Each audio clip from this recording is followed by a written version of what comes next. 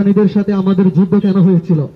সেই পাকিস্তানিরা আমাদেরকে শোষণ করেছিল, নিপীড়িত জনতার উপর। একটি মাত্রই কারণ ছিল, আমরা যুদ্ধ করেছি একটি মাত্র কারণে। কেন?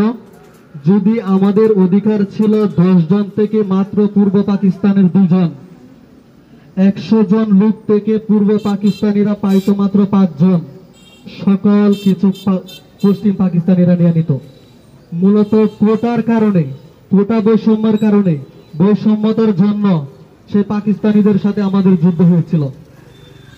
তো পাকিস্তানিদের হাত থেকে আমরা মুক্তি পেয়েছি, কিন্তু আদৌ কি আমরা স্বাধীনতা রক্ষা করতে পেরেছি? আমাদের মনে হয় না, আমাদের ছাত্র সমাজের মনে হয় না। একটু ভেঙে বলি আমরা, কেন আমাদের আজকের এই মানববন্ধন? আমাদের আজকের এই মানববন্ধন হচ্ছে কোটা নিয়ে। সারা দেশের মুসলিমে মাত্র 2.63% লোক কোটাতে সীমাবদ্ধ, কিন্তু এই 2.63% লোকের মাঝে যারা আছে তারাই সবকিছু নিয়ে নিচ্ছে। যদি বলতে চাই আমরা, তাহলে আমরা এভাবে দেখি